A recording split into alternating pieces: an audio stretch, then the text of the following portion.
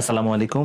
আমাদের দৈনন্দিন জীবনে কাজের ক্ষেত্রে বিশেষ করে পুরুষ মহিলা উভয়ের ক্ষেত্রে আমরা যখন অতিরিক্ত কাজ করি কিংবা ভুল ভঙ্গিমায় কাজ করি, সাধারণত এই কনুইয়ের কাছে যে ব্যথা হয় এটাকে বলা হয় টেনিস এলবো, কিংবা কেউ কেউ বলে থাকেন লেটারাল এপিকন্ডাইলাইটিস। এটি কেন হয়, কিভাবে হয়, এই বিষয়টা নিয়ে আজকে আমরা জানবো। কারণ আমরা জানি যে আমাদের দৈনন্দিন জীবনে কাজের সময় অনেকেই এই সমস্যায় ভুগে থাকেন। বিশেষ করে আমাদের রোগীদের ক্ষেত্রে প্রচুর এরকম কমপ্লেন থাকে বা জিজ্ঞাসা থাকে। এই বিষয়টা নিয়ে আজকে আমরা কথা বলবো। তাহলে আমরা জানি যে এই লেটারাল এপিকন্ডাইলাইটিস বা টেনিস এলবো এটি সাধারণত প্লেয়ারদের একটা কন্ডিশন বা প্লেয়ারদের এই সমস্যা হয়ে থাকে। বিশেষ করে যারা টেনিস খেলে, টেনিস যখন খেলে তখন এই মুভমেন্টটা সবচেয়ে বেশি করে। অর্থাৎ যখন এই মুভমেন্ট করে তখন এই গ্রুপ অফ মাংসপেশি যে আমাদের ফোরামের যে এক্সটেন্সর এফেক্টেড হয়, এই মাংসপেশি যে হাড়ের জায়গায় এই জায়গার যে একটা টেন্ডন, এই টেন্ডনগুলোকে সাধারণত ইনফ্লাম হয়, সেই সময় এই সমস্যা তৈরি হয়। এটি সাধারণত আমরা জানি যে এই মাংসপেশির মধ্যে সবচাইতে এক্সটেন্সর কার্বি রেডিয়ালিস ব্রেভিস, এই মাংসপেশিটাই সবচাইতে বেশি এফেক্টেড বা কমন এফেক্টেড হয়। এছাড়া আছে extensor carpi longus, extensor digitorum, এরকম মাসেল আছে এখানে। এই মাংসপেশি এগুলোকে নিয়ে একটা গ্রুপ অফ মাংসপেশি, এটি পুরোটা জুড়েই ব্যথার সৃষ্টি হয়। এটি কেন হয়? এটি সাধারণত আমরা জানি যে মায়েদের ক্ষেত্রে বা মহিলাদের ক্ষেত্রে যেটি ঘটে, তারা এরকম যে ঝাড়ু দেয়, এই মুভমেন্ট খুব বেশি হয়ে থাকলে হতে পারে। তারা কোনো কিছু কুটতে গেলে এই মুভমেন্ট হইলে হতে পারে। এছাড়া কাপড় চিপানোর সময় যখন এরকম মুভমেন্ট এই কারণে হতে পারে। ঘর মোছার ক্ষেত্রে এরকম হতে পারে।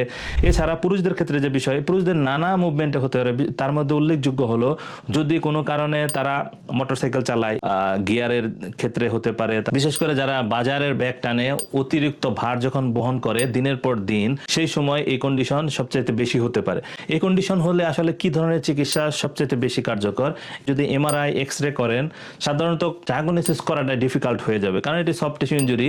এটি একজন ফিজিওথেরাপিস্টের কাছে গেলে আপনার কিছু মুভমেন্ট চেক করে খুব সহজেই সে ডায়াগনোসিস করতে পারবে। প্রথমেই সে আপনাকে এরকম মুট করে ধরবে, তারপরে এখানে বাধা দিবে, আপনাকে বলবে উপরের দিকে উঠান। আপনি উঠাতে গেলে প্রচন্ড ব্যথা হবে। সেই সময় আসলে বোঝা যাবে যে আপনার ব্যথাটা এই কন্ডিশন ডেভেলপ করেছে। আপনারাও এটা করতে পারেন বাসায়, যে এটা আপনার হয়েছে কিনা কনফার্ম করেছে। এছাড়া এই যে আমাদের মিডল ফিঙ্গার, এটাকে আপনি উঠাতে গেলে সমস্যা হবে। এই সমস্যাটা তখন আপনি নিশ্চিত হবেন যে আপনি আসলে এই সমস্যায় ভুগতেছেন।